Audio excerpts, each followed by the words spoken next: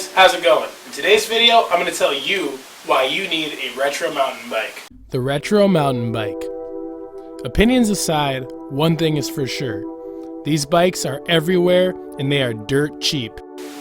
For those of you who aren't familiar with my winter bike build series, this is my Decathlon Rock Rider.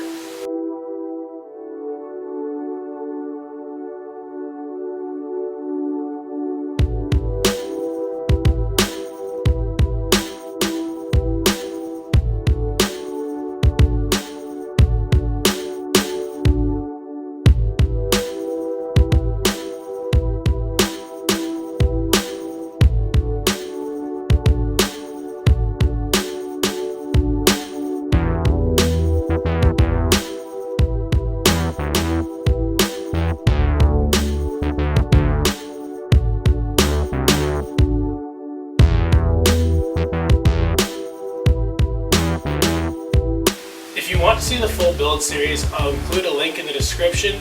My goal with this bike was to build something that had similar capabilities to a fat tire bike at a fraction of the cost. Prior to this bike, I honestly hated retro mountain bikes, but after 600 miles, I've developed a huge appreciation for what this bike is capable of and bikes that are like it. Furthermore, with warm weather upon us and a shop full of unfinished builds haunting me, I've found out just what else this bike is capable of. What makes these bikes so good is their versatility. They are the jack of all trades. Here's a montage that proves that.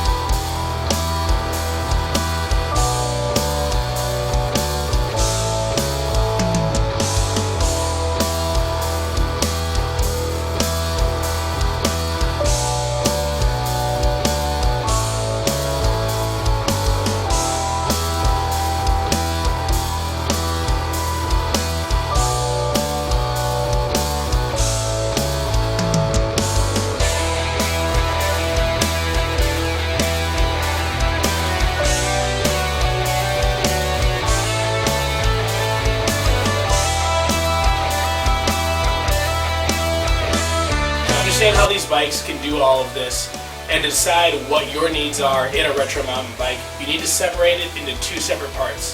First, you have the frame, and then you have your tire choice. There are two things to look for in a frame. Alright, so this is solely dependent upon how versatile you want your bike to be and where you plan on riding it. My bike has clearance for 2.4 inch tires. If I could, I would have more. That's because I like to ride on snow and sand with this bike. If you aren't going to be doing that, you can save the weight and opt for a bike with less clearance. When it comes to frame size, you can and probably should buy a frame that's appropriately sized for you. However, if you're like me or happen to have one of these bikes laying around, it isn't a bad thing if the bike is too small. In fact, as long as the bike isn't ridiculously small for you, I would argue that it's actually a good thing. Because my frame is too small for me, I had to throw on this massive stem riser. Now, I was personally able to achieve a position that was comfortable for me to ride in, and because of that, I actually was able to unlock some new benefits in the form of the bike's wheelbase. In a nutshell, because this bike has a smaller frame than a bike I would normally ride, the distance between the wheels on this bike is smaller than it would be on a bike that's my size. This shorter wheelbase gives the bike a sportier feel on the road, and when I'm out on the mountain bike trails, it allows the bike to be more nimble and get through tighter corners. This is where the versatility really happens. You have a spectrum from off-road to on-road. Over the winter, I had the bike set up pretty close to the edge of the off-road spectrum. I had the fattest tires I could stick on it, and they gave me lots of worry-free scenarios off-road, as well as the ability to ride pretty well on fat bike trails. Sticking the fattest tire that you can into one of these frame sets is going to be your best bet for off-road versatility.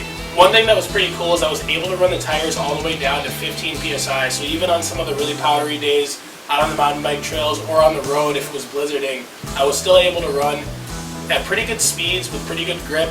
I didn't expect the tubes to be able to withstand that. It is worth mentioning that I weigh about 180 pounds, so if you weigh significantly more than that, you might not be able to push your PSI that low, but it is doable. The only other upgrade that you could add to this to make the bike more off-road capable would be suspension in the form of a suspension fork. In the middle, you have the gravel/adventure scene, which encompasses a wide variety of tires. The bike is currently set up kind of for gravel, and whilst the geometry figures aren't the same, I would say that the modern gravel bike is the closest descendant to the retro mountain bike. I could have mentioned this with gravel, but it's important to mention that with the appropriate tires, these 26-inch wheels can roll very fast. So on the road with slick, fast-rolling tires, they're going to do well. At the end of the day, a fast tire is a fast tire. The same applies to the gravel world. If you have a good, capable gravel tire, this isn't the most ideal bike for gravel racing, but it will contend if the tires are right. Like I said, this bike isn't probably going to be the best at any of these categories. However, it can do all of these categories, and that's something that you can't really say about modern gravel bikes. You could maybe make the argument with modern mountain bikes if you were to stick a rigid fork in them, but either way, for either of those categories, you're looking at spending more than triple or even quadruple what I've put into this, and that's just to get a pretty baseline performance bike. If you actually want options to have the tire versatility that this has, you're going to be spending a lot more. For a total of $150, and that includes multiple tire options, I have a bike that I've ran with other bikes that have been built for specific purposes, and I've been able to keep up with them, and that's mind-blowing to me. This is a ridiculous hypothetical, but if for some reason I had to get rid of all my bikes and I was allowed to only have one bike, but I could have as many accessories for it, I think I would honestly choose a retro mountain bike, and I would just have 3 or 4 wheel sets. The bike held up a lot better to the wear of the winter than I thought it would, and because of that, I think I'm going to keep it. So long term, I have a plan where I want to breathe some new life into this bike, and that plan involves 2 things. The first thing is going to be getting a second wheel set. I'm going to have one wheel set where I run the 2.4-inch tires for off-road stuff and in the winter, and then I'm going to have another wheel set where I run more of a gravel-oriented tire. That way, when I want to commute to work and I want a faster rolling tire, I can just stick those wheels on. But if it's snowing out or if I want to go mountain biking, I can just stick the 2.4s on. The second big upgrade that I want to do to the bike to make it just more useful for me is to get a second fork, which would be a suspension fork.